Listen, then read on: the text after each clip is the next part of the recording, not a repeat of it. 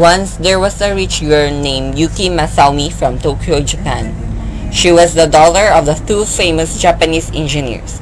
Whatever she wanted, it would be given to her: clothes, gadgets, accessories, pet rabbit, delicious food, etc. However, she wasn't satisfied with her life. There came a day when her best friend Hana visited her in their manor. She and Yuki stayed in Yuki's bedroom for almost the whole afternoon. Tell me, Yuki, why aren't you satisfied with your life when you're being treated like a princess? That's the problem, Hannah. I'm being treated like a princess. It may seem like my life is so easy and always fun, but it's not. Did you ever feel like you're a caged bird, restricted to spread your wings and fly, like the beautiful girl Rapunzel, who was shut away in a tower in the middle of the woods, with neither stairs nor a door, and only one room and one window? So you're saying that you lack freedom in your life. Well, that's no wonder since you're a rich girl. It's usually like that. But all I can tell you is that you should count your blessings. Be satisfied with your life. Would you rather be a girl on the streets begging for alms? Or would you like to be one of those teenage delinquents roaming around town, being such hindrance to the government? Of course not. All I want is a little freedom. If you were me, Hannah, you would desire the same. I know you can't easily understand my situation, but thank you for listening anyway and for the advice. No problem. Well, I have to go now.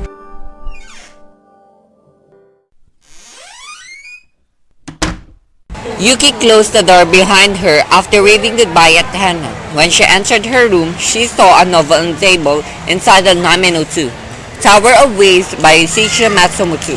She thought that it belonged to Hana. She planned to return it to her at school, but she decided to read it first. She spent the rest of the night indulging in the novel. After she read it, her thoughts were preoccupied by the lovers in the story who committed suicide in a forest. Suddenly, her phone rang. It was her friend Kazune. She quickly picked it up. Hello? Good evening, Yuki. I just wanted to ask if you're free tomorrow. We'll be going to an amusement park. Yeah, I'm free. Honestly, I'd love to go, but I'm not sure if I'll be permitted to. You know my dad. Oh, I see. I hope you come though. Just text or call us if you're coming, okay? Sure. Yuki's parents arrived from work. They were having dinner already. Yuki brought up the topic. Father, What is it, Yuki? my friends told me that they'll be going to an amusement park and they want me to come. Would you let me? Certainly not. Tell your friends that you're thankful to them for inviting you, but also tell them you're sorry that you can't come. We can go to an amusement park with your mom in some other day. But Dad, it's not the same. Yuki, listen to your father. Be a good child and obey. You know we only want what's best for you. We wouldn't want you to get hurt while you're with your friends without us.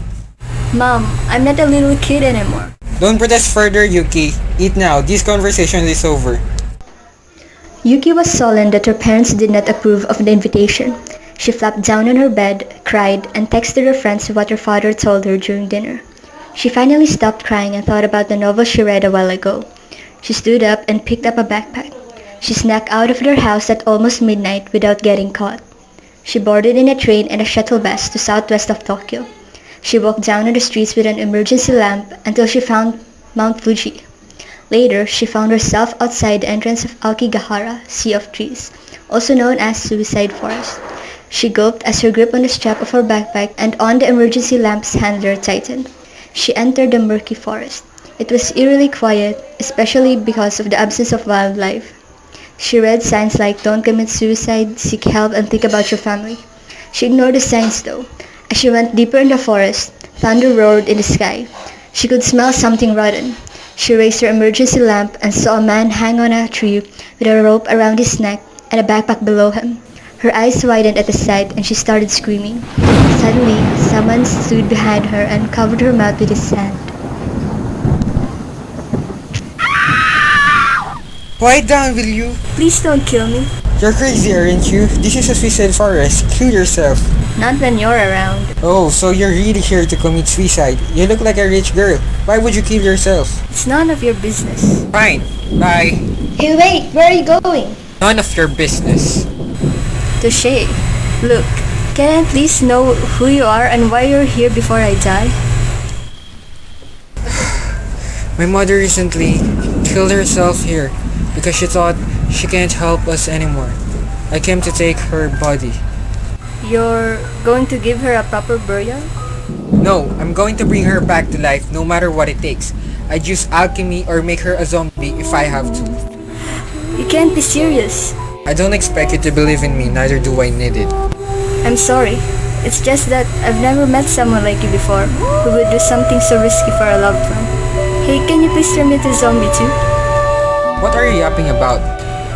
If I become a zombie, I'll finally be free. So please do me a favor, stranger. You're speaking as if it's so easy for me to do something like that to you when I don't even know you.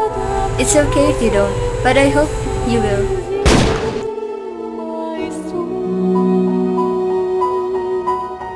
Yuki smiled at the stranger named Hiro as she took out a gun from her bag, pointed it at her chest, and pulled the trigger.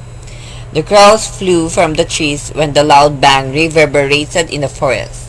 Hiro fell onto his knees and gasped at his horrific sight in front of him. For the first time in his life, he witnessed a suicide.